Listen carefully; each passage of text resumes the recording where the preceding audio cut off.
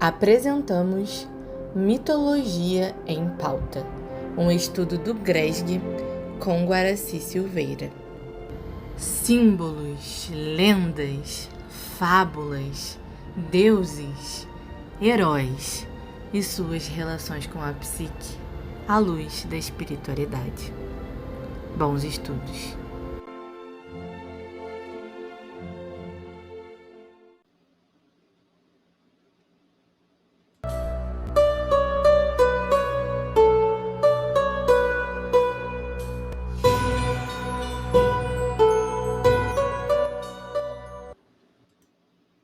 Olá, meus irmãos.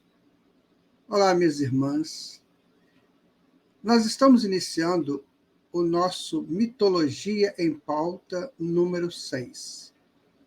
Hoje vamos tratar do tema os animais. Como que os antigos viam os animais dentro do contexto das suas organizações sociais. Vejam vocês a importância de entender este assunto.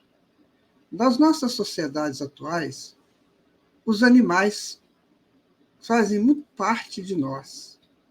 Os animais domésticos, os animais que são utilizados para cargas ou para outras atividades, desde o princípio foram vistos também como seres que ajudam, que podem ajudar o homem.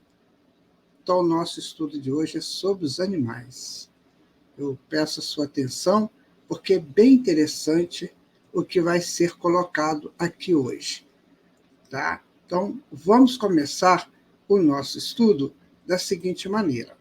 Mitologia em Pauta, temporada 1, a educação de forma lúdica.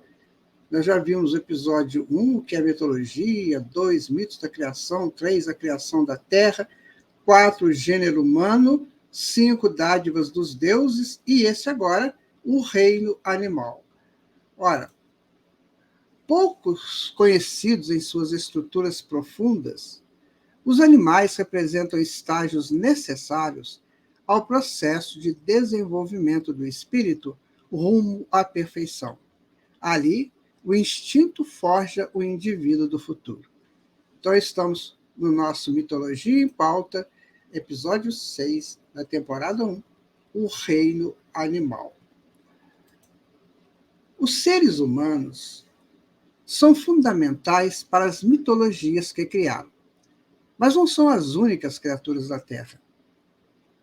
Muitos mitos esforçam-se para diferenciar a humanidade do reino animal. Na Bíblia, Deus criou os animais antes dos homens. Ele decidiu que um ser superior era necessário para manter a ordem das coisas. Você observa que realmente os animais vieram muito antes dos homens. Daí quase que há 4 bilhões de anos, ou 3 bilhões e 800 milhões de anos, consta que já existiam seres vivos aqui na Terra. Claro, seres unicelulares. E que foram desenvolvendo à medida que o planeta foi criando condições para receber esses seres. Emmanuel vai nos dizer que há 200 milhões de anos atrás, até 65 milhões de anos, que foram a fase dos Jurássicos, dos dinossauros, que foi, segundo o mentor, uma tentativa, uma experiência, um laboratório para a fixação final dos animais aqui no nosso mundo. A gente vai perceber que esses animais, então, já existem há milhões e milhões de anos. Só que a gente tem que saber como lidar com eles, de que forma melhor é a lida com os animais. Existem hoje estudos muito profundos sobre os animais, a etologia, estudo do comportamento, mas também a antropologia costuma recuar para encontrar o antropóide, que é aquele que vai levar o caminho para o homem. Muito interessante isso aí. O nosso momento atual é de começar a entender como que tudo aconteceu no planeta. Se nós temos essa escola tão extraordinária da mitologia aberta há muito tempo atrás, né? São milhares de anos, é porque, desde cedo, a espiritualidade buscou informar o homem as suas origens e buscou informar o homem o seu relacionamento com a natureza como um todo. Então, é preciso entender os animais como mônadas divinas em processo evolutivo. Isso que temos que entender dos animais. Agora, como que essa mônada transitou no reino animal ainda é motivo de estudos, pesquisas e, principalmente, tentando entender isso junto à espiritualidade. Porque, com os dados que nós temos em arquivos aqui no plano físico, provavelmente não vamos conseguir entender isso. Mas, com a ajuda da espiritualidade no futuro, ou como desencarnados, ou como encarnados, trazendo essa informação para o homem do mundo físico, nós vamos começar a entender. No futuro, todos os habitantes da Terra estudarão todos esses temas. Aqui no Mitologia em Pauta, nós estamos fazendo tipo uma abertura para que a gente possa interessar por esses estudos. Então, é importante saber dessas coisas. Vamos lá, os nativos americanos acreditavam e acreditam que o gênero humano originou-se dos animais e que o espírito de um animal é, em todos os sentidos, comparável ao nosso. Sim, eles estão certos. É exatamente isso que a gente estava falando. Ou seja, nativos americanos, quando a gente estuda sobre os nativos americanos, a gente fica assim, impressionado de ver o avanço deles.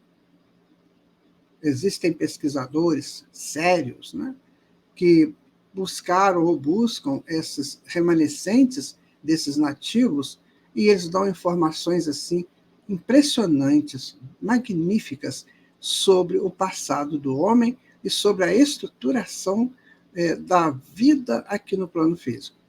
Então, é bom pesquisar isso, porque vale a pena. A mitologia Cheyenne, que é de uma tribo nativa dos Estados Unidos, que atualmente vive em Oklahoma e Montana, fala de um tempo em que os animais podiam falar com os homens. Na mitologia, a gente vai entender que, no princípio, quando os homens começaram quando essa mônada chegou no homem, e ele começou o processo de caça, dizem os mitólogos, que havia um diálogo, sim, entre o homem e o animal.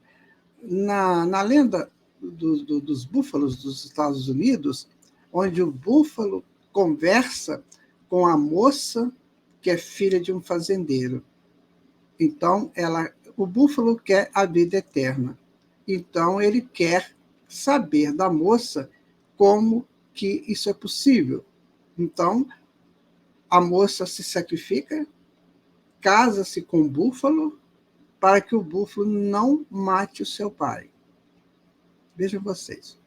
Essa lenda é interessante. Depois, se você quiser vê-la, né, ver com mais atenção, ela está aí, você busca a lenda do búfalo e a moça, que você vai ver o casamento de um animal com um humano.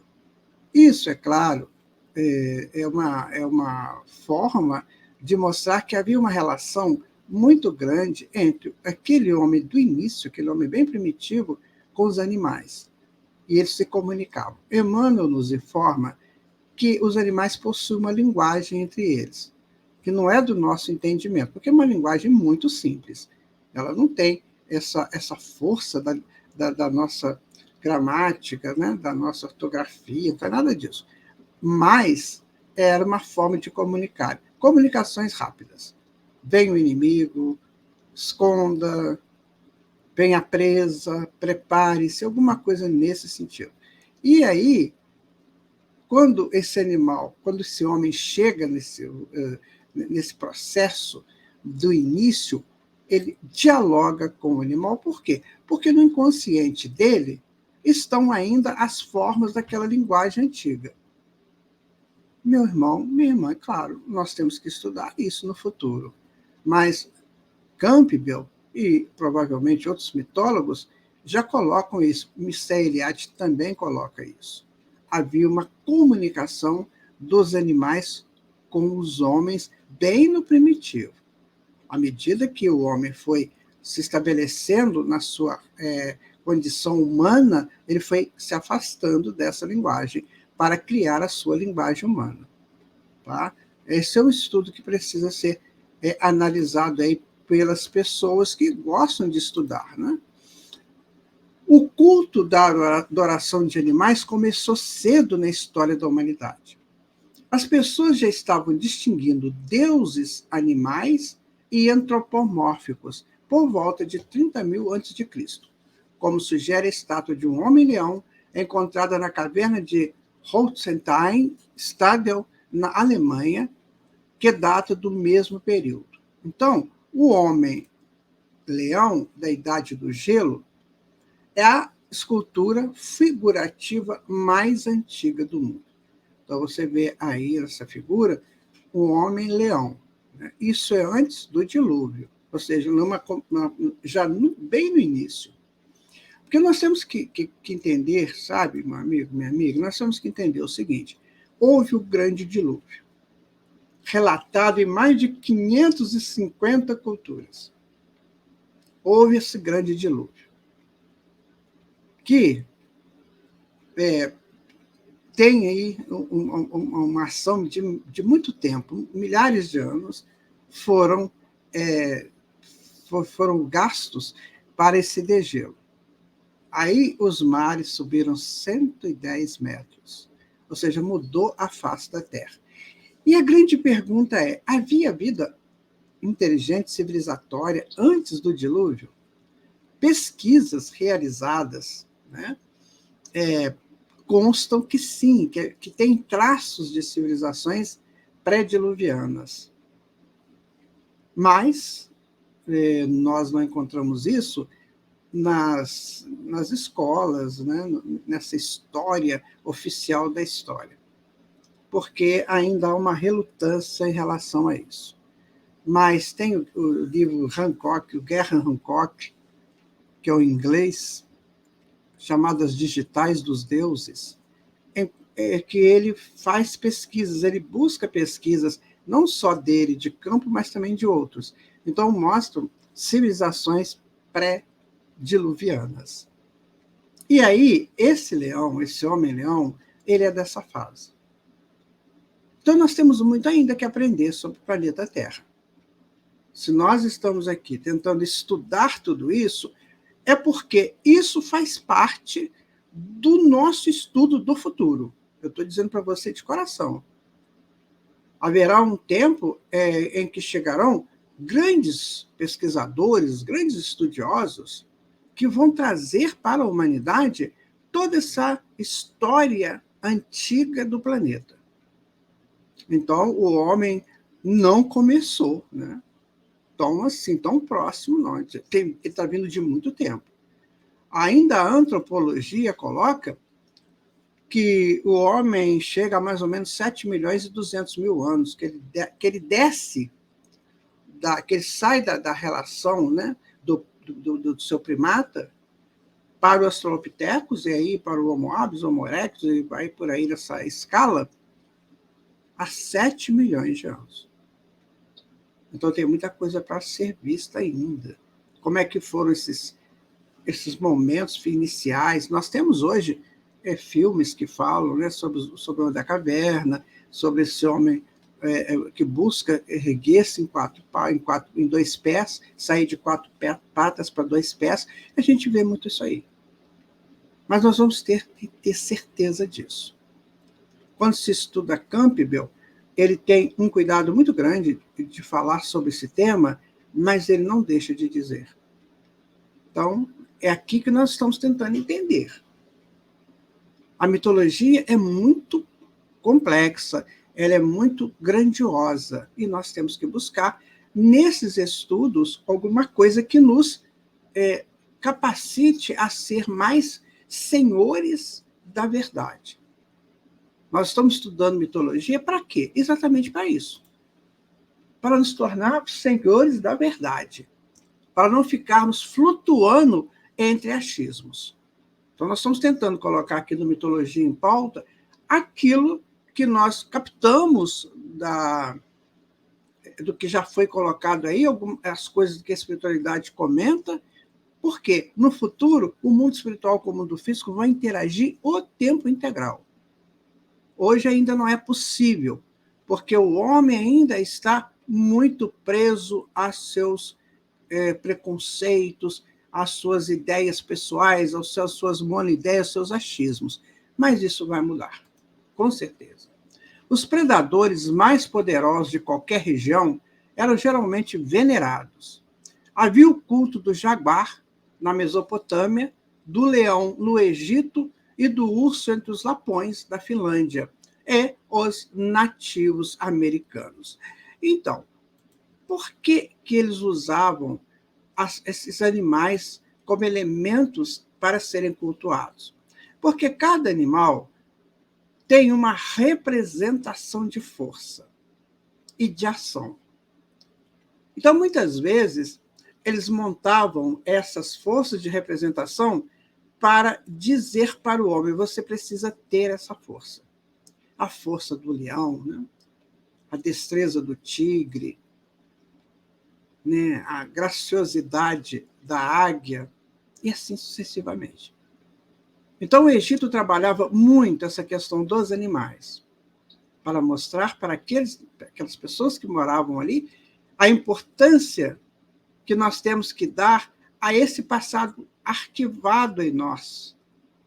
Então, nós já passamos por essas fieiras, isso está na nossa fita filogenética. Então, é preciso apropriar daquela estrutura, não como volta lá, mas como essência da força gerada lá. Percebem? Então, o homem é muito mais frágil do que o animal, fisicamente, mas ele tem a vantagem de ser inteligente, que o animal não é. Mas então ele pode unir a inteligência com a destreza, com a força, com a perspicácia que ele vivenciou lá no reino animal enquanto instinto. Então, por isso que as civilizações colocavam os animais como referências deíficas, exatamente para mostrar isso. As serpentes, universalmente temidas, são talvez os animais de maior recorrência nos mitos. Por quê? A serpente tem tanta significação, né? Já vimos a serpente como significação de energia, né? Como significação de agilidades, porque ela serpenteia e vai vencendo os obstáculos. É um bicho rastejante, que não tem a potência das patas, não tem a potência do avanço da corrida, então ela tem que ter estratégias. E segundo algumas mitologias, a serpente representa a energia, o sangue serpenteia no corpo, passando pelas veias, as artérias, passando pelos vasos. Então, tem muito essa representação da serpente enquanto energia. Não é? Olha que interessante que são essas coisas. Aí, continuando, os escorpiões também aparecem repetidamente nas mitologias. Inclusive, existem mitologias, existem situações em que os escorpiões são aqueles animais utilizados para fortalecimento da prática sexual. Você observa que os animais eles acasalavam nos seus ciclos. Quando a gente chega no homem, essa coisa muda. O sexo passa a ser também um motivo de troca de energias. entre o homem e a mulher. Lá no macho e na fêmea, era para a reprodução. Então, como a psique está acostumada nesse processo da reprodução pela o ato sexual, o ato de acasalamento dos animais, quando chega no homem, há um estímulo para que o homem possa utilizar também dessa energia para trocar qualidades entre as pessoas. Então, existem figuras, por exemplo, em Campbell coloca no seu livro, se não me engano, As Faces de Deus, ele coloca que tinha a cama, o casal, e embaixo tinha um escorpião. E o escorpião era aquele que fortalecia essas uniões, por ser um animal muito forte, muito contundente, né? Que é um animal perigosíssimo, né? Porque tem muita energia. Então, assim também, os casais eram estimulados com a figura do escorpião. Não sei se você sabia disso, mas é bom estudar. Com o tempo, os deuses animais gradualmente deram lugar às divindades antropomórficas, como as encontradas no Antigo Egito e na Mesopotâmia. Então, sempre o animal parceiro deste homem. Híbridos de animais e humanos são elementos essenciais das lendas grega e romana. Tá? O Minotauro, esse primeirinho aqui, olha, o centauro, né? O Minotauro é um homem, é um homem com corpo de animal, é um animal com corpo de homem. O centauro, que é o animal com corpo de homem, o Minotauro é um homem com corpo de animal. As hérpias, que eram essas aves, né, com cabeça humana, as esfinges também com cabeça humana, o leão com cabeça humana, as quimeras eram leões, né, e com representações humanas, sereias, que é um estudo bem interessante. As sereias são peixes com cabeça homem. Ganesha era um elefante, né, com cabeça de homem, é a divindade hindu mais conhecida. Então você observa, né, amiga, a presença dos animais. Mas por que essa presença ela é tão forte nas mitologias, a presença do animal? Porque nós viemos de lá. Ora, se você acaba de fazer um curso, um treinamento, e vai para a tua empresa, o que você vai usar? O que você aprendeu lá no treinamento, né? Assim, então, você chega lá no treinamento, você vai aprender a lidar com uma tecnologia nova. Então, você chega lá nessa tecnologia nova levando o seu aprendizado lá do treinamento. Assim também, nós chegamos no homem aproveitando todo o aprendizado feito lá no reino animal. Então, essa relação homem-animal vai se estabelecer aí, no início. À medida que os homens vão adquirindo inteligência, cognição, vão adquirindo capacidades de percepções mais avançadas, então ele vai se afastando desse projeto do homem, do animal. Por quê? Porque é tudo aquilo que se torna automático na psique passa a ser esquecido a sua origem. Não se esquece a essência, mas a origem fica esquecida. Porque não há necessidade daquilo. Então, eu não vou saber, por exemplo, eu não vou me lembrar, a gente não vai lembrar de fases que vivemos em animais selvagens poderosos. Vejam bem, nós não fomos esses animais poderosos, nós vivemos nessas espécies poderosas. E a mônada ali foi se expandindo com a potência da espécie. Isso é o que nós temos hoje. Pode ser que mude depois, mas o que se tem hoje de lógico é isso. Então, por exemplo, vamos imaginar quando a mônada passa no tigre. O tigre, ele é muito esperto, mas ele é muito selvagem, muito agressivo, mas ele é muito esperto. O leão é muito família, né? Ele trabalha ali muita família dele. E assim, todas as espécies têm um potencial. Quando a gente vive esse potencial e nos potencializamos disso, então nós não vamos mais lembrar do fato em si, de como aconteceu, mas vamos sempre estar guardando a essência. Então, por exemplo, a destreza do tigre eu posso usar hoje como uma destreza natural na minha vida. Não preciso ficar lembrando do tigre, não preciso ficar lembrando do leão, porque já está automatizado na psique. Mas a função, aquilo que veio de lá, nós trazemos. Ainda tem pessoas humanas que muitas vezes, sabe, quando eles fazem uma coisa muito boa, né, que estão disputando alguma coisa, eles fazem aquele arqueiam os braços, parecido um gorila, e bate no peito, como se eu conseguir. Isso é o resquício, né? É aquela força que ele adquiriu quando estava nessas espécies assim. Então, isso hoje acontece conosco. Nós conhecemos casos de pessoas que se vestem de pássaro o tempo todo. Aquilo ainda está muito forte nele. Não o pássaro em si, mas a essência do pássaro. O que o pássaro fez na nossa psique, quando transitamos por lá. Então, é complexo, eu sei que é complexo, eu sei que talvez você nem concorde com isso, mas é um caminho que eu gostaria que você pensasse e que me ajudasse a entender também. Porque nós estamos tentando entender essa relação animal-homem. E é tudo muito interessante, porque se o homem é um elemento bonito, a mulher é uma pessoa bonita, mas os animais também são. Os animais são.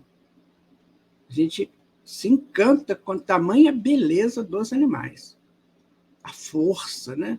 A pujança do animal, um cavalo, por exemplo, que coisa maravilhosa que é. A tartaruga, né? Fizemos até um poema aqui, que vamos falar daqui a pouco sobre a tartaruga. Que coisa bonita que é a tartaruga naquela caminhada dela, lenta, mas caminhando, levando uma carcaça, vivendo até 100 anos. Isso tudo são formas de estruturação da psique para chegar no homem. Então, a nossa psique está estruturada nesses elementos do passado, dessas essências do passado, mas nós não vamos lembrar como que foi, porque já está automatizado. Você que hoje alimenta, pega o garfo, toca o alimento lá no prato e leva na boca, fazendo a angulação certinha, você aprendeu isso lá embaixo. Primeiro com a boca no alimento, depois distanciando a boca, depois levando com a patinha, e aí vai, até chegar a essa posição automática da alimentação.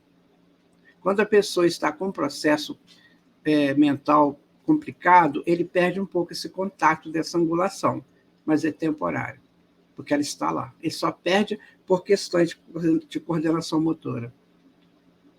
Então, a nossa fita filogenética, ela é extraordinária. O projeto Genoma, que acabou, né? Mas ele vai ser retomado no futuro, exatamente porque na fita filogenética, tem toda a nossa história. Toda a nossa história. E você se encantará com a sua história um dia. Mas é preciso crescer para isso. É preciso deixar a ironia de lado, deixar os gritos, aqueles alvoroços de lado, para poder entender toda essa grandiosidade que é a vida. Percebe? Então, a domesticação e a criação de animais estavam intimamente ligados à sociedade humana. A primeira espécie a ser domesticada foi provavelmente o cão, há 15 mil anos atrás. Logo depois veio a ovelha. A carne, a lã e o couro vêm dos animais e eram tidos como dádivas dos deuses. Olha que interessante. Carne, lã e couro, dádiva dos deuses. Né? E quem era esse deus? Aqueles que muitas vezes eram cultuados como os animais. A cabra, né? Se eu tinha lá uma civilização que tinha uma cabra, porque naquela civilização o couro, né? A carne e a lã da cabra eram essenciais para as vidas deles. Então, aquilo que promovia possibilidades de vida, de sobrevivência e de manutenção da vida como um todo, era cultuado como Deus. Então, às vezes, você vê um animal, por exemplo, no Egito, os gatos no Egito eram muito reverenciados, até como deuses, né? Tinha até deuses gatos. Por quê? Porque tinha muito rato lá no Egito. E os gatos, então, ajudavam a civilização eliminando os ratos. Então, vejam vocês que o animal está na razão direta da necessidade da civilização. Então, ali a civilização honrava aquele animal que dava aquela condição a ela de uma sobrevivência mais tranquila. Haviam lendas que diziam que todos os animais de caça estavam aprisionados numa caverna. Os humanos tinham apenas de abrir a porta e tirar aquilo que precisavam. Um dia os animais escaparam e agora os humanos precisavam caçar a sua presa. Uma reverência muito, muito, muito forte do nosso tempo antigo. Então, nós também estávamos naquelas cavernas presas, e um dia nós saímos das cavernas e agora temos que procurar esse alimento com uma pujança maior, com uma proteção maior.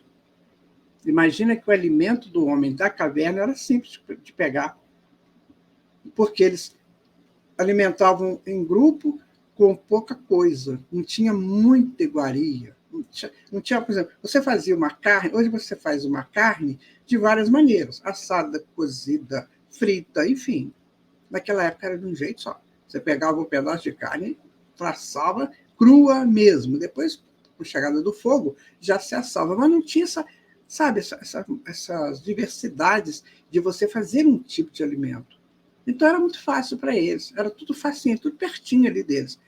Aí, depois que ele sai da caverna, depois que o homem deixa a caverna, ele começa a ver as possibilidades, a diversidade.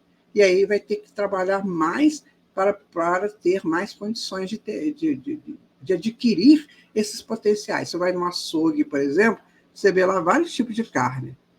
Então, se a pessoa tem um freezer em casa, ele compra aquelas diferenças de carnes e depois ele vai fazendo em casa. Então, ele tem que caçar aquela carne no açougue, digamos, né? E é muito mais trabalhoso do que pegar um pedaço de carne e comer aquilo ali rapidinho e depois pegar o mesmo tipo de carne, comer de novo. Mas agora não, agora ele vai ter que fazer essa diversidade. Isso é bom? Claro que é, porque significa avanços mentais, avanços de possibilidades, tá?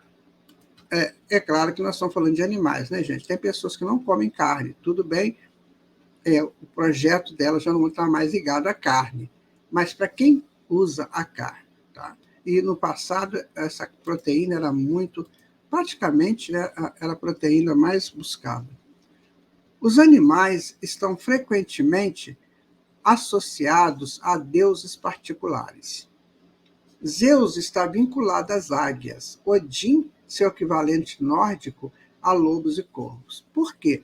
Por causa de a águia ela tem uma esperteza também, né? Ela tem aquele voo rasante, ela busca, ela vence distâncias.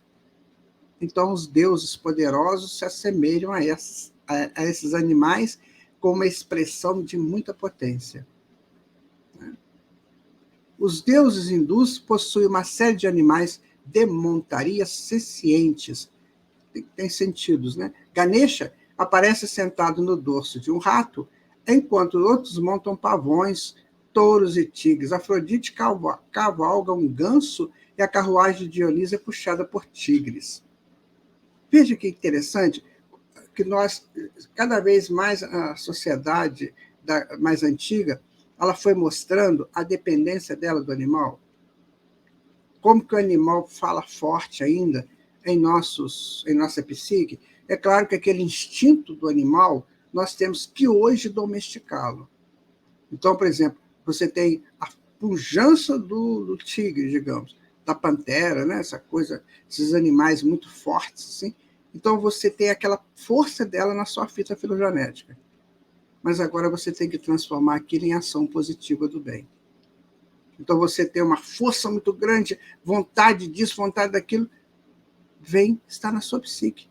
Mas agora você tem que transformar isto aí para a ação do bem.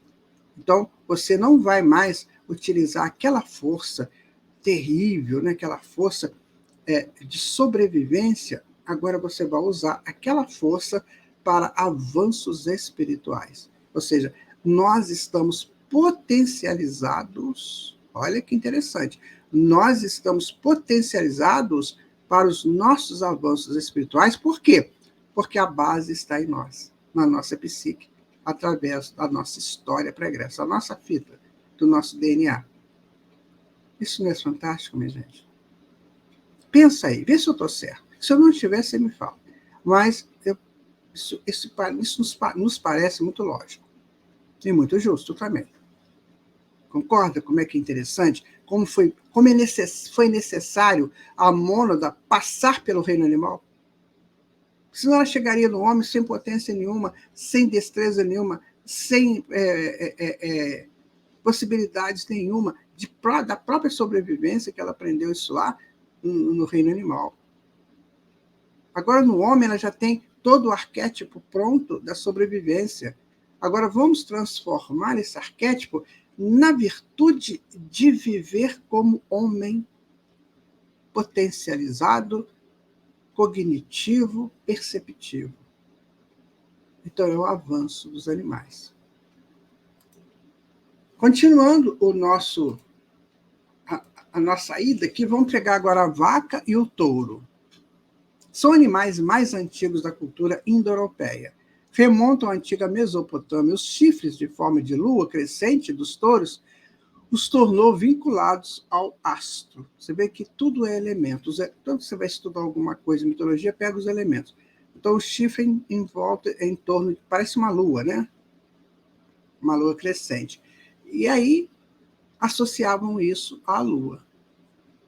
Então, o touro, digamos, eu estou dando um exemplo, né? O touro reproduz melhor na lua cheia, na lua crescente, digamos. Então, eles foram associando isso. Eu agora já olho o animal tentando entender a potência daquele animal.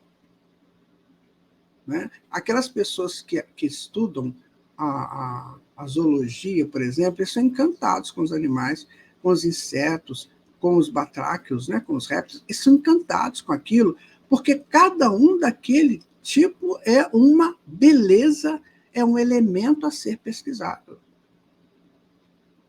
Então, no Egito, o touro Apis foi inicialmente importante como um deus da fertilidade e mais tarde como protetor dos mortos. Acredita-se que o bezerro de ouro adorado pelos judeus no deserto tenha sido uma extensão do culto de Apis, né?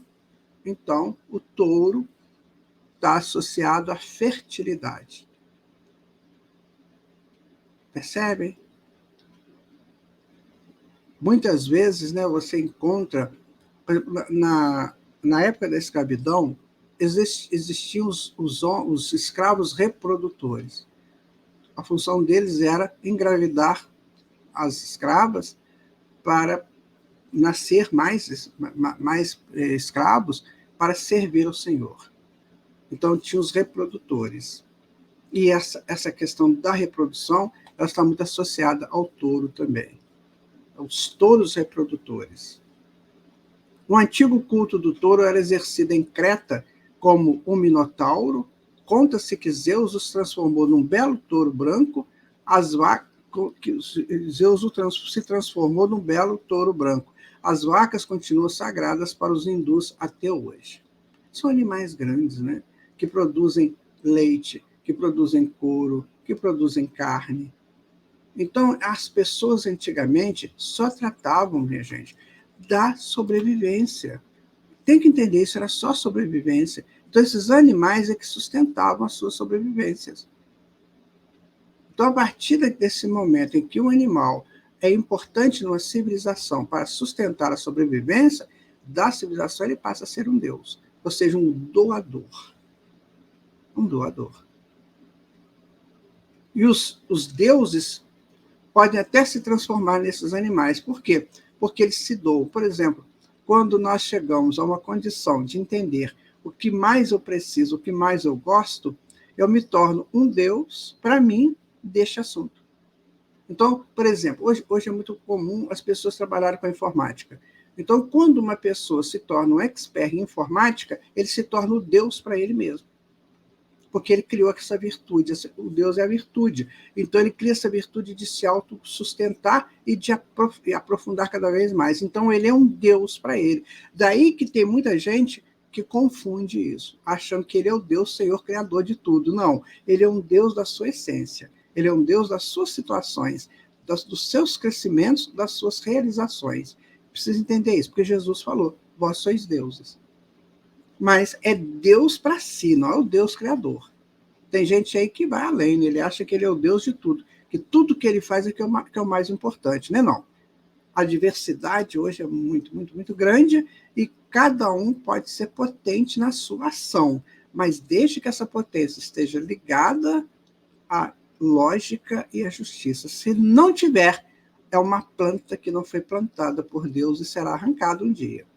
Isso a gente tem que tomar cuidado quando a gente estiver num trabalho desses, né? O que realmente eu estou fazendo? Eu sou potente nessa minha realização? Eu sou um Deus. Mas, o que eu estou fazendo? O que isso é? Está ligado à lógica do universo, à justiça do universo. O universo tem duas forças, poder e consciência. Então, eu tenho o poder de realização, mas eu tenho que ter a consciência se esse meu poder está ligado à lógica e à justiça, consequentemente, à frequência superior, que é o amor. Está ligado? Vamos em frente. Não está? Vamos repensar. Né? E aí, nós chegamos aí, olha, tigre, leão e jaguar. Como predadores predominantes, os grandes felinos ocupam um lugar de destaque na mitologia. Leões estão associados a divindades, como Nergal, da Babilônia, Sekhmet e Bastel, no Egito, que tem cabeça de leão. As deusas Hera e Cibele utilizavam carruagens puxadas por leões. E ali é um poderoso leão mágico em templo hindu. Gente, o leão ele é muito interessante, né? Tanto é que ele foi considerado o rei da floresta, pela potência, pela beleza do leão. Se o leão não fosse tão agressivo, ele seria um animal doméstico, de tão bonito que ele é. Essa juba que ele tem, né? Essa expressão de senhorial, assim, é muito bonito. De novo, vemos na mitologia a personificação da força para alavancar o crescimento do homem. Os nossos antepassados sabiam da força dos animais maiores e uniam essa força à inteligência em expansão. De novo se vê a necessidade de crescimento espiritual, visando a dominação de todas as possibilidades postas ao homem neste mundo.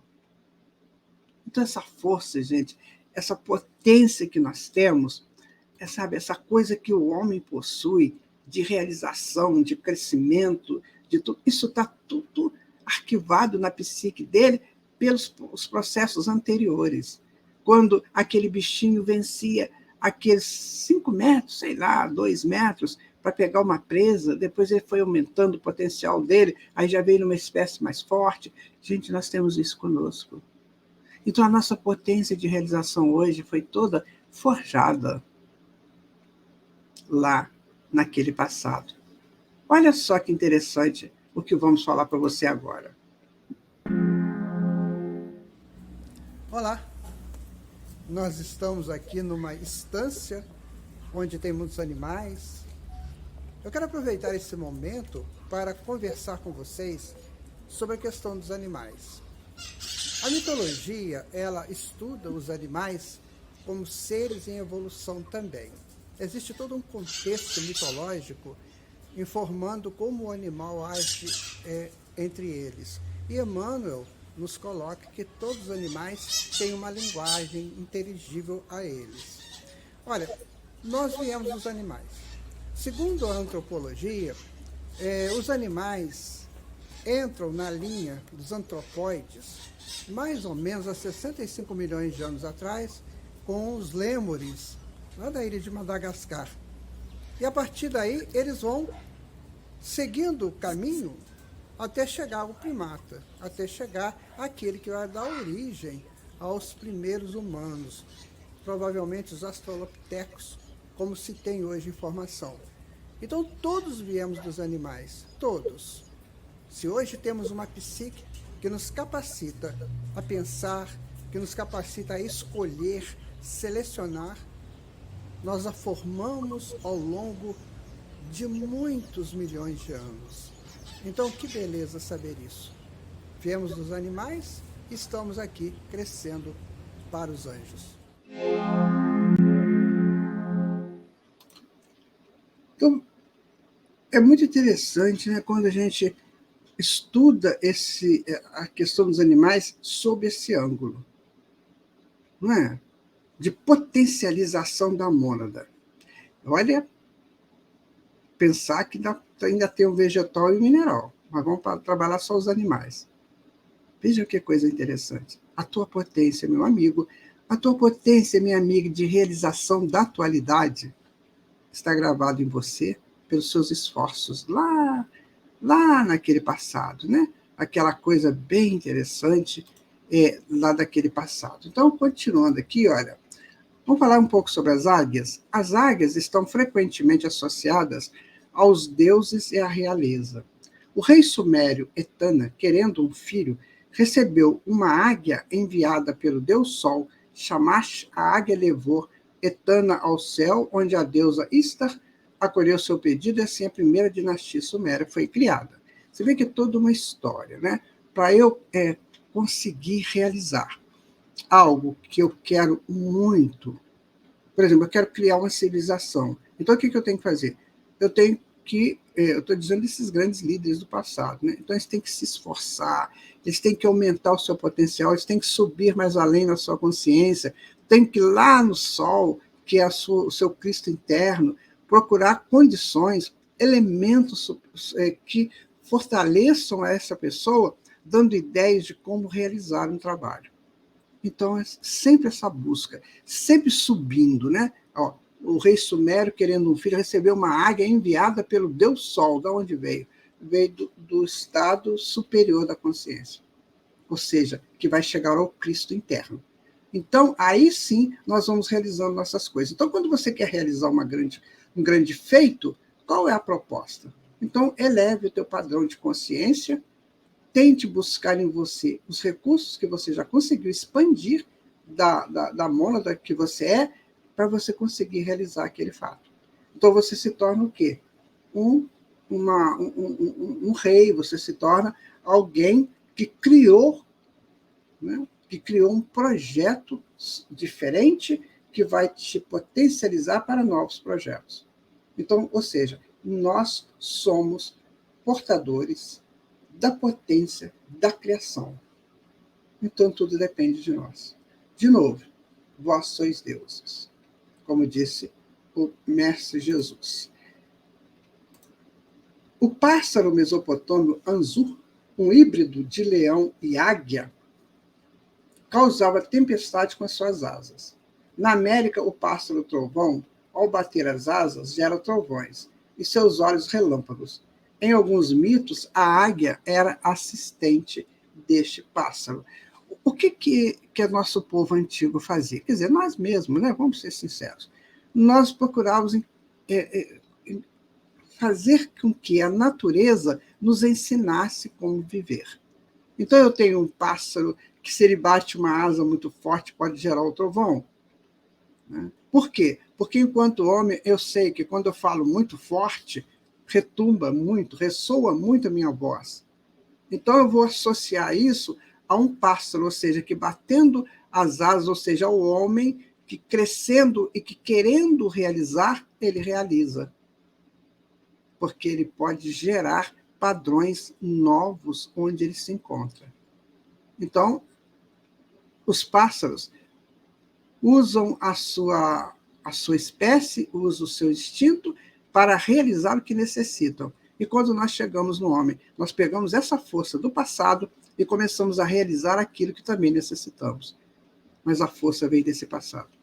Isso é bom ficar sabendo sempre, tá?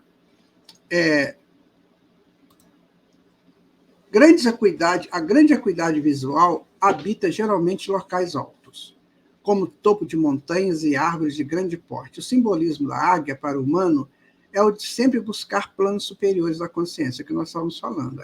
O porte da águia é imponente, e o inconsciente o admite como algo forte, perspicaz e que se move com as asas da imaginação para encontrar as alturas e desbravar horizontes. Tá, então você imagina aquele homem do passado olhando uma águia voando, então ele falou: eu também tenho que fazer isso. Eu tenho que ter a força, a potência, a esperteza dela, a condição dela.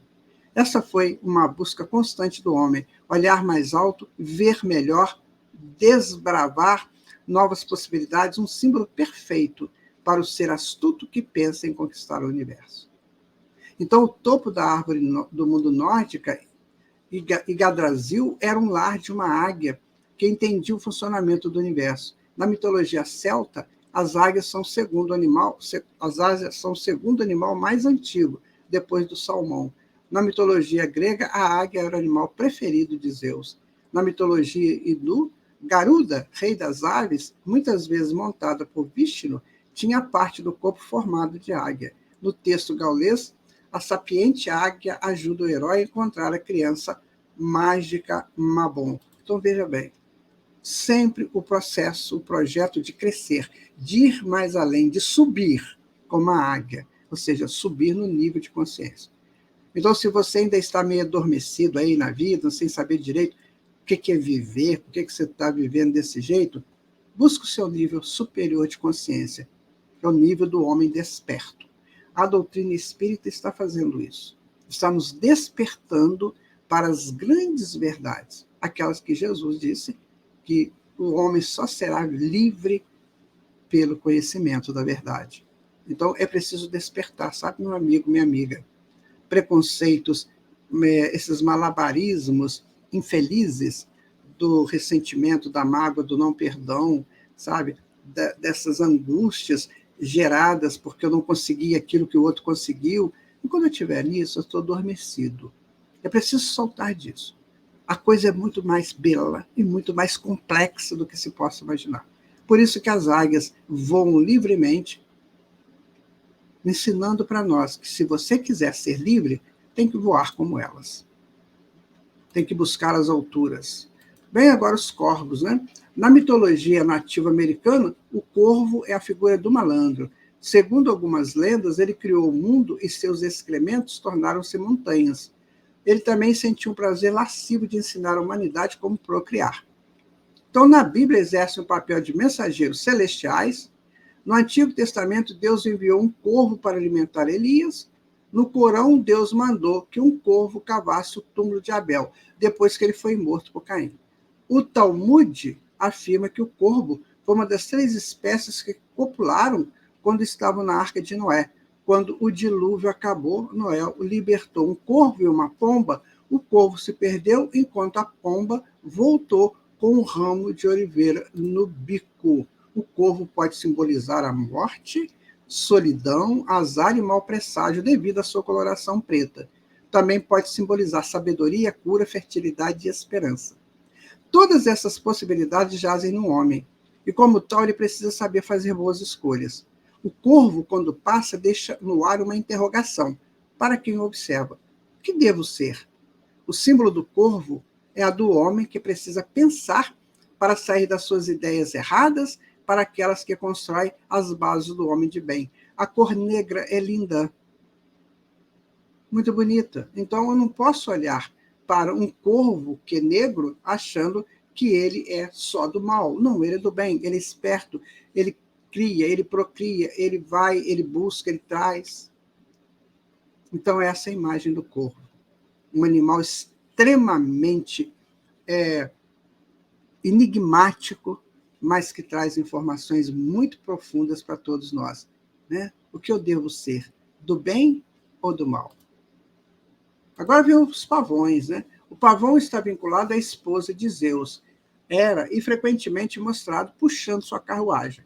O pássaro obteve sua cauda característica de Hera. Seu filho Argos, Panoptes, o gigante de 100 olhos, foi decapitado por Apolo, mas Hera colocou os olhos dele na cauda do pavão. Olha aqui, a gente pega uma pena de pavão, né? A gente vê um montinho de olhos, né? Um montinho de coisas simbolizando olhos. Então, claro, né, minha gente? Na tradição cristã, o pavão era associado à Mãe Santíssima, como símbolo de pureza. Pavões também são usados por várias divindades hindus, incluindo a deusa Saravasti, deusa hindu da sabedoria, das artes e da música. É muito bonito o pavão, né? Quando você olha para um pavão assim, você vê a beleza na sua frente, né? Então, os pavões representariam o orgulho, o espelho de almas iludidas com a sua suposta beleza e, ao mesmo tempo, encantando-se com a beleza do pavão. É uma faceta do belo, sempre buscado pela alma. Pode também simbolizar a imortalidade. A mudança das penas da cauda do pavão significa transmutação de nossa energia de densa para elevada. E os ocelos, né, esses olhos das penas na cauda, simbolizam a onisciência divina, representam a primavera, o nascimento, longevidade e amor. Então, meu amigo, minha amiga, quando você chegar perto de um pavão, que ele estiver todo exuberante, veja o que ele passa para você. Porque ele vai ressoar lá na tua fita, lá no teu passado. E o que ele vai trazer para você? Para mim, ele traz beleza. Eu olho um pavão, eu acho ele muito bonito, né? Mas também eu acho ele meio orgulhoso, meio vaidoso. Então, talvez seja isso. Eu ainda sou vaidoso. Então, eu olho para o pavão e eu me vejo lá no espelho do pavão. É assim também nos animais. Eu olho para os animais e me espelho neles. Porque eles estão em mim ainda muito fortes. Não sei quando a gente chegar em evoluções superiores se isso ainda vai acontecer. Mas eu vejo muito assim. Os animais nos espelham, né? Onde a gente vai. Agora chegamos às serpentes, né? As cobras são um adversário mais antigo da espécie humana. Existe a serpente infame, aquela do Jardim do Éden, que deu a fruta para Eva, que passou para Adão. Às vezes são identificadas como símbolos fálicos, noutras como deusas da terra. Em outras mitologias, cobras podem assumir proporções gigantescas. Apolo combateu a poderosa Piton, espécie de dragão. Thor lutou contra a maior de todas as cobras, a serpente de Midgard, que rolava ao redor de todo o globo terrestre. Então, é um animal muito, muito, muito assim, temido, mas também muito buscado pelo homem. Por tudo aquilo que ela representa, né? Eu já vi caçadores de cobra, nossa, são interessantes, né? A fixação que eles têm nas serpentes. Mas a serpente tem sempre aquele ar, né? De você não sabe o que ela vai fazer. Então, por isso que a gente tem que ter cuidado. Na vida é assim. Às vezes você está diante de uma piton, você está diante de um dragão. Cuidado como você vai agir.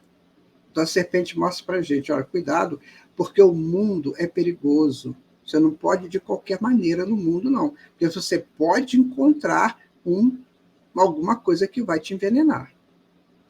Então, ela dá essa representação para nós. Muito cuidado com o mundo. O mundo é grande, né? Tanto é que ela envolve o mundo, né? O mundo é grande aqui nessa mitologia. O mundo é muito grande, mas é cheio de armadilhas. E também tem paraísos.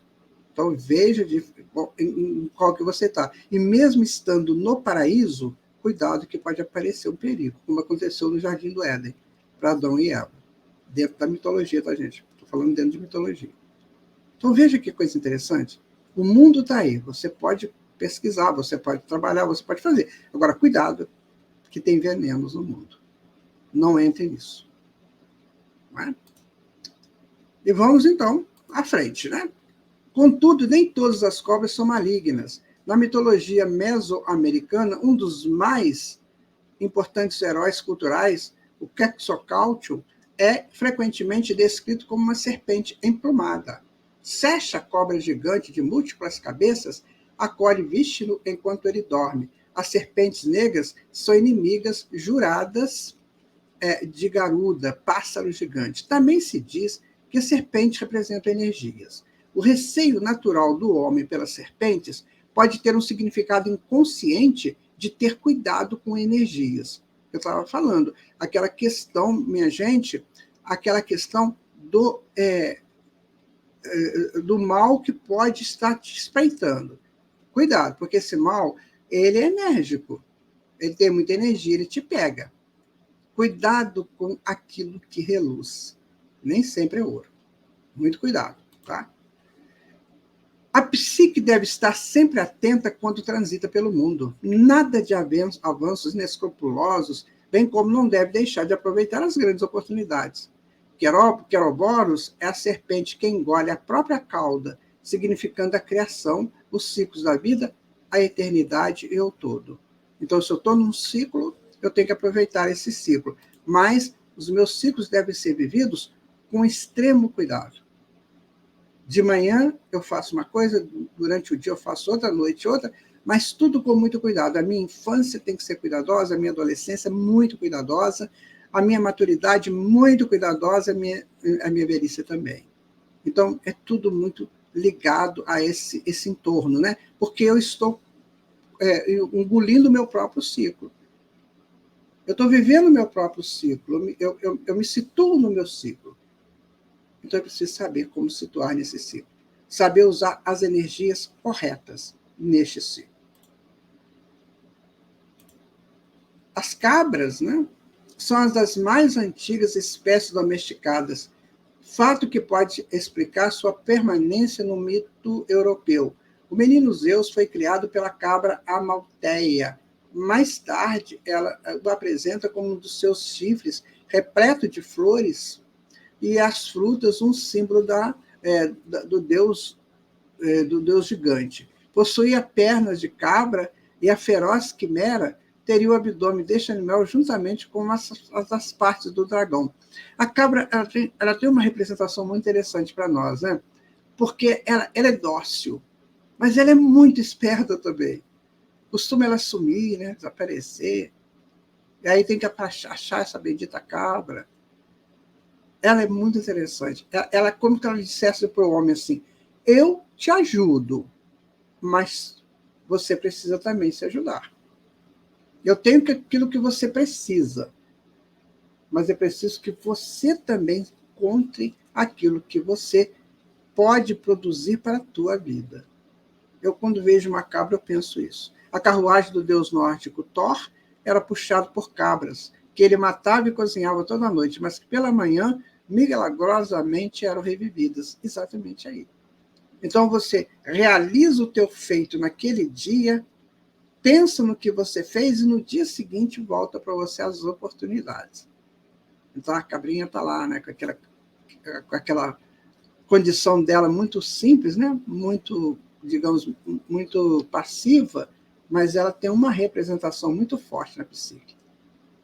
Né? Tem aquela representação da doação, que é uma representação muito bonita. O doar permanentemente significa perdoar. E as cabras nos ensinam isso. Ela nos perdoa o tempo todo, né? Olha que a gente tira leite, tira couro, tira um monte de coisa dela, ela está sempre perdoando o homem. São símbolos da abundância, da resistência, do medicamento, da resiliência. Aquilo que você fez durante o dia, se cansou, no dia seguinte retoma. São antigas no mundo, assim como o homem, e ambos se juntam para a vida em comum. Um alimenta o outro, um acolhe o outro, um estima o outro, simbolizando a parceria na vida e a alegria de serem próximos. Não ficou bonito isso? Não sei se você está gostando, né, de fazer esse estudo conosco sobre os animais. Nós estamos fazendo uma abertura do estudo. Eu gostaria, mas sinceramente, eu gostaria de ter todas as informações para passar para você. Mas eu não tenho. Eu estou pegando aquilo que nós estudamos e analisamos aqui. Mas você pode fazer isso também, tá? Pertence a você a vontade de crescer. E os cavalos, né? O cavalo de Odin, Sleipnir, tinha 8 pernas, o que o tornava rápido e seguro, filho de Loki. Ele foi gerado quando o deus encrenqueiro estava disfarçado de égua. Então, cerca de 4.000 anos antes de Cristo, quando foram domesticados, eles têm sido um meio inestimável de transporte. Os centauros gregos eram metade humanos, metade cavalo. Pégaso surgiu do pescoço monstruoso da Medusa depois que Perseu a decapitou. Talvez o mais famoso cavalo mitológico não fosse real. falamos do cavalo de Troia. Essa coisa da Medusa e do Perseu, nós vamos estudar na temporada 2, tá? Nós vamos estudar sobre essas lendas, vocês vão ficar encantados com essa lenda do Perseu e da Medusa, tá? E o cavalo de Troia, existiu o cavalo de Troia? Fica aí pensando para você, tá? Quase ninguém percebe, mas os cavalos possuem tanta altivez que quase sempre imploram o homem para reconhecer isso neles. São muito evoluídos em relação aos animais e já ensaiam as grandes aventuras do porvir. Isso também repercute no homem, que ensaia as grandes descobertas do porvir. Mas como os cavalos devem persistir, entendendo que são grandes e poderosos, devendo marchar com galhardia e não com malandragens, como certos deuses da mitologia. E aqui nós vamos colocar o nosso primeiro poema recebido para esse estudo. Olha só que bonito. Eu sempre me interessei pelos cavalos, velozes, audazes, enfeitam os campos. Passei um bom tempo do tempo no verde, vendo-os correr, sorrindo para Deus. O cavalo é assim, algo assustador, grande, marchador, senhorio, e que leva em seus ombros tão largos a história que faço no compasso das patas. Ah, os cavalos, cumpridores sagazes da missão neste mundo, ajudam em silêncio a vida a tecer seus fios e laços, abraços e voltas. É lindo esse poema. Que coisa bonita. Então, quando você olha para um cavalo, a imponência dele te faz sentir imponente. A imponência, o porte, a beleza do cavalo impressiona a psique humana. O mais importante é que podia ser domesticado. Assim, a psique ainda pequena viu nele grande aliado para os seus avanços pelos territórios. Então, dá a impressão que o cavalo reúne um grupo de virtudes que nós adquirimos ao longo da nossa vida lá no reino animal. Então, o cavalo é como se fosse uma síntese daquilo. Por isso ele é grande, tem esse porte elegante, né? Encanta e ajuda. Ou seja, você chegou até aqui, meu irmão. Você reuniu todos esses valores de beleza, de imponência, de porte. Agora, seja um trabalhador. Trabalhe, cresça, ajude a todos. É muito lindo. Vamos agora para os lobos. A giganta Iroclin montava um lobo gigante usando as rédeas de víboras. Segundo a mitologia nativa americana, após uma discussão, o lobo matou o filho do coiote, introduzindo assim a morte no mundo. O lobo gigante, Fenrir, filho de Loki, era o inimigo do deus nórdico Odin. Foi capturado pelos deuses que, ao invés de matá-lo, acorrentaram. Fenrir continua a crescer. No entanto, quando chegar o tempo de Ragnarok, que é o nosso tempo atual, tá? É o tempo dessa grande deflagração apocalíptica, né? Preencherá o espaço entre a terra e o céu. Durante a batalha final, irá devorar Odin, Rômulo e Remo, Rômulo e Remo foram amamentados por uma loba. Rômulo e Remo, os fundadores de Roma, né? Segundo a história. Então, tá aí. O lobo, ele tem muitas significações. Eu gosto muito da significação do lobo, né? Quando ele está na chegada dos cães, né?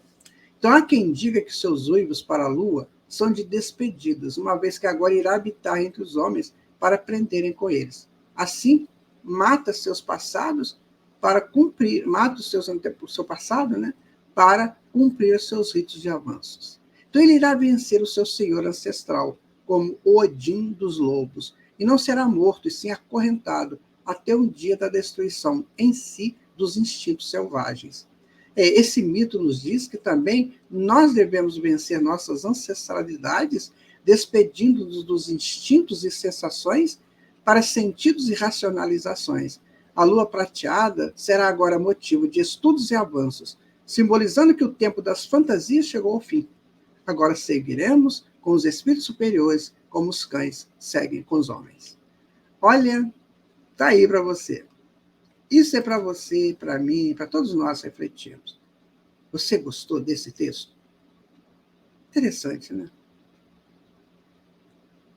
Tudo feito para o nosso progresso, minha gente. Tudo. Tudo feito para nos ajudar. Agora vamos para as tartarugas, né? Que bonito, né? Tem também um poema feito para elas, né? Que a espiritualidade mandou. De um lado vinha uma tartaruga muito cansada e triste. Olhava desconfiada pelos lados e piscava os olhos pequenos. A tartaruga me lembrou certas gentes que conheço. Não, eu mereço. São pessoas carrancudas, trombudas e, olhe, sem graça nenhuma, viu? Coitado, eu tenho tanta pena da tartaruga, tão pesada se arrastando. Agora, de pessoa reclamando, eu não tenho pena nenhuma. Elas precisam é melhorar, curtir. Reclamar não leva a nada. Só atrasa, desastrada, a alegria que podem sentir. Olha que símbolo interessante, né? Quando você olha para a tartaruga, você não tem mais nada que reclamar, né, gente? Feinha, olha só. Uma carinha meio esquisita, mas bonitinha, né? Porque mostra a sua potência, a sua força. Ela não está reclamando da casca que até traz nas costas, ela não está reclamando do sol, da chuva, não está reclamando de nada, está funcionando, né? E olha, até 100 anos, ou até mais de 100 anos que elas vivem. O grande papel ocupado por tartarugas é, em grande parte, devido à sua longevidade. No hinduísmo, a tartaruga acupara carrega o mundo nas costas. É aquele negócio. Também nós podemos carregar as nossas dificuldades sem reclamar. Essa é uma das grandes propostas de quando a gente vê esse animal. Eu posso carregar minhas dificuldades, você pode carregar as suas. No sol, na chuva, no relento ou não, sem reclamar. Sem reclamar. E vai em frente. Né? Não fica reclamando. Né? É melhor caminhar, é melhor progredir. Então, essa tartaruga, quando passa, a gente pensa, nossa, que vitória que ela está tendo. Né? Os astecas empregavam cascos de tartaruga para fazer música. Na mitologia maia, existem outros contos de deuses do milho renascendo da carapaça de uma tartaruga. E elas vencem o tempo e as etapas, arrastam-se e se colocam à disposição dos predadores, contudo sempre vivem, porque elas têm forte, elas têm capa, elas têm casca dura, né? Ela é cascuda. O que hoje representa um homem cascudo? É aquele homem que sabe, que conhece, que tem condições, né? Em muitas mitologias, ela aparece sustentando algo muito pesado, né? O conceito de tartaruga cósmica também aparece em alguns mitos nativos americanos, que atribuem os terremotos aos seus movimentos. Na China, ela teria ajudado Panku a criar o mundo. Outras lendas dizem ainda que após Gong, o deus do trovão, ter destruído a montanha que sustentava o firmamento, a deusa criadora nunca apoiou os céus, a deusa criadora Nuva apoiou os céus nas pernas de uma tartaruga gigante. Meu amigo, minha amiga, você pode ser esse apoio, essa resistência, essa ajuda, desde que você não reclame, desde que você não se arraste de qualquer maneira, mesmo que você esteja caminhando lento, mas caminhe com segurança, como as tartarugas. Este é o homem ainda se arrastando no solo da terra. Não, todos nós estamos aí. Mas de olho no firmamento. Representa a necessidade que temos de vencer as dificuldades daqui para subirmos além. A carapaça representa a fé e a esperança que não podem nos faltar. A psique identifica na tartaruga o caminho longo a percorrer, mesmo que sendo aos poucos, passo a passo, porque é preciso chegar. Nas grandes provas que nós passamos aí, dentro da nossa evolução, muitas vezes nós temos que carregar cargas muito pesadas e vencer. Então, a tartaruga dá esse símbolo bem interessante para nós. Tem as criaturas mitológicas, né? São criaturas fantásticas que desafiam a classificação normal, aparecem em todas as mitologias, a maioria composta de partes de animais diferentes ou híbridos e de homens e animais. O grifo, uma combinação de leão e águia, podia ser encontrado nos mitos do Antigo Oriente Próximo. Na tradição cristã, o unicórnio poderia ser domado somente por uma donzela, e isso ficou associado à mãe de Jesus. na maioria dos deuses egípcios, eram híbridos de animais e humanos. Então, essas criaturas não são necessariamente mal intencionadas, mas a maior parte tem poderes mágicos. O dragão originário da Mesopotâmia talvez seja o exemplo mais conhecido. As lendas dessa fera mítica espalharam-se pela Grécia Antiga, além da China e Japão. Na Ásia, tornou-se auspiciosa, fonte de boa sorte, símbolo real. Na Grécia, tornou-se mais monstruoso, como algo que os heróis precisavam combater. Muitas vezes a gente viu isso nos xamãs, pessoas estranhas, meio homem, meio alguma coisa sobrenatural, né? Às vezes em pessoas muito, os ermitões, pessoas assim, esses médiums, né? Que têm uma potência muito grande de curas. Então, são pessoas meio mitológicas, não são? São pessoas meio híbridas. Então, assim, você não define. São espíritos numa transição muito interessante, né? Daquele homem comum, daquela criatura comum, para uma criatura com potências que vão fazer dele alguma coisa muito diferente do comum. Então, muitas vezes, nós encontramos pessoas assim. Então, é preciso dizer o seguinte, que nós temos que sair deste comum do mundo, sabe, gente? Temos que começar a pensar mais seriamente, mais profundamente na vida. Então, passamos a fase do animal. Agora temos que nos tornarmos homens conscienciosos, homens diferenciados, homens que são capazes de transformar-se e, com isso, transformar o mundo para melhor. É isso que nós podemos pensar dessas criaturas. Tá? No Egito, o demônio Amit era uma mistura de crocodilo, hipopótamo e leão. A esfinge grega possuía o corpo de leão, asas de águia e cabeça e tronco de mulher. Bom, então vamos lá. Isso pode ser entendido como as multifaces da personalidade humana, que muitas vezes se confunde em homem e animal nas suas variações constantes. O dragão é forte e cospe fogo. O homem, quando está enfurecido, também cospe energias perigosas. A psique identifica esses animais híbridos como imagens a serem resolvidos antes que desçam para as profundezas das sombras. Isso pode deixar a ilusão de ser bonzinho, quando, na realidade, o indivíduo não pode ser provocado, que logo se levanta como um hipopótamo, um crocodilo, uma águia raivosa, um leão e por aí vai. É preciso que nos conscientizemos da nossa realidade divina. O animal foi nosso passado. Agora, precisamos ser mais, muito mais. E isso depende das asas da boa vontade humana. Ficou claro para você, amigo? Ficou claro? Tem as metamorfoses, né? Alcione e seu marido são transformados em pássaro martim pescador e Atalanta é transformada em leão. No século I, Ovídio reuniu um compêndio de histórias clássicas envolvendo a metamorfoses. O universo que ele descreve é instável e nada é o que parece. Aracne, a mulher que desafia Minerva a uma competição de tecelagem, é transformada em uma aranha. Né? Então, as metamorfoses podem ser entendidas, gente, como recursos da psique para vencer ou iludir. É preciso discernimento nas ações. Uma vez criada uma persona, ela nos acompanha até o momento da sua extinção final, o que pode demorar e ser muito sofrido. Às vezes a gente cria personas que são perigosíssimas para nós, sabe? A gente cria a persona do vaidoso, a persona daquele conquistador, daquela conquistadora, sabe? Isso é um perigo. A persona do mal, daquele que chega, que todo mundo tem que respeitar, que bate no peito, que derruba a mesa. Isso é um perigo, são metamorfoses. A gente se transforma numa efígie, ou seja, numa persona que vai gerando forças em nós.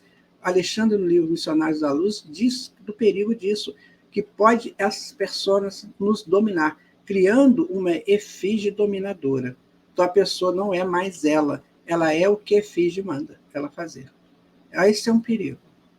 Muito cuidado com aquilo que você aceita e com aquilo que você entra de cabeça. Né? Porque o bem, você não precisa de entrar de cabeça, você tem que entrar de coração. A metamorfose também aparece na mitologia hindu.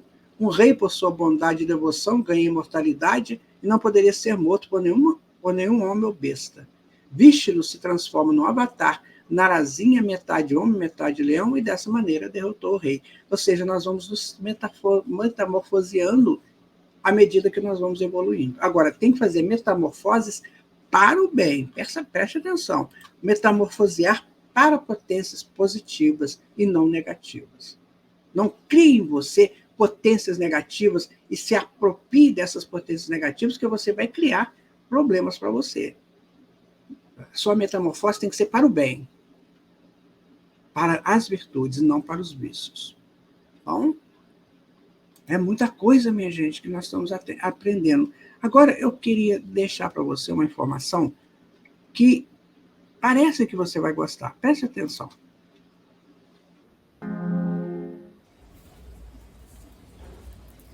O que eu vou dizer para você agora parece assim muito estranho. Mas eu quero falar sobre o sagrado nos animais. Aliás, eu não poderia deixar de colocar essa informação nesse estudo sobre animais aqui no Mitologia em Pauta. Veja você, como é que esses animais podem seguir estritamente as orientações para realizar os seus trabalhos, as suas tarefas? E eles trabalham muito. Então, é o instinto. Allan Kardec nos diz que o instinto é uma inteligência rudimentar. Mas de onde vem isso? Vem da essência da mônada que eles são em relação com o pai. Então, o sagrado começa aí. Quando o animal chega numa floresta, que ele vê uma floresta, ele praticamente vê um templo. Sabe aqueles raios solares que atravessam as folhas, os galhos? Mais tarde, ele vai tentar imitar aquilo criando a vela. A vela tem a chama. E aqueles raios solares também flutuavam no grande templo do seu sagrado, que era a floresta, ou outro local onde esse sagrado se expunha para ele. Então os animais trouxeram para o homem essa ideia do sagrado. E nós aqui estamos lutando para conservar isso. Não deixe de dar atenção ao teu sagrado. Você aprendeu lá com eles, quando estava com eles. E agora é um homem e precisa dar sequência a isso.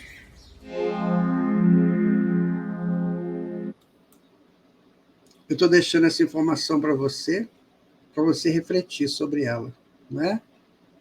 Muita coisa boa para a gente pensar. Essa é uma dessas coisas que nós precisamos ter muita consciência, né, daquilo que nós estamos vivendo a cada dia. O nosso planeta, gente, é uma casa, oficina para a evolução dos seres que aqui habitam. Eles se interagem como devem e podem. Animais e homens vêm desde sempre nessa comunhão, onde um deve sempre ajudar o outro. Nossos irmãos animais estão em fases anteriores à nossa, e nelas já estivemos um dia. Os animais precisam ser tratados com devido respeito, assim como os homens devem se tratar respeitosamente. Né? Então, vamos fazer o nosso resumão de hoje? A psique humana é cheia de possibilidades. Ela utiliza de imagens para entender o mundo de fora, consolidando-se como deve. Os animais nos lembram etapas vencidas e, com suas forças e destrezas, nos ensinam a respeitar a lei divina. As imagens dos animais e as suas possibilidades são pontos referenciais a todos nós. Às vezes os queremos muito, mas é preciso cuidado, são instintos ainda, enquanto já somos razões. Então, nós estudamos hoje o reino animal, né, e no próximo episódio nós vamos estudar as substâncias simbólicas. É o nosso próximo estudo. Então, eu agradeço a sua presença aqui conosco, nesse estudo, nesse episódio 6 do Mitologia em Pauta, da primeira temporada. Agradeço muito. Eu peço a Deus que você tenha muita paz em seu coração. E vamos juntos, minha gente. Esse estudo foi uma proposta trazida para vocês.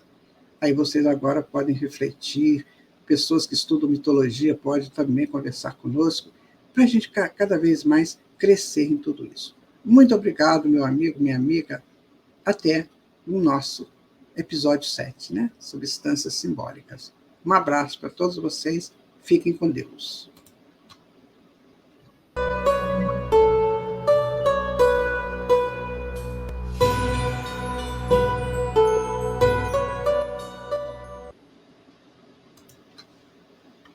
Obrigada por estar conosco nesse episódio de Mitologia em Pauta. Esperamos você no próximo estudo para mais descobertas e reflexões. Até lá!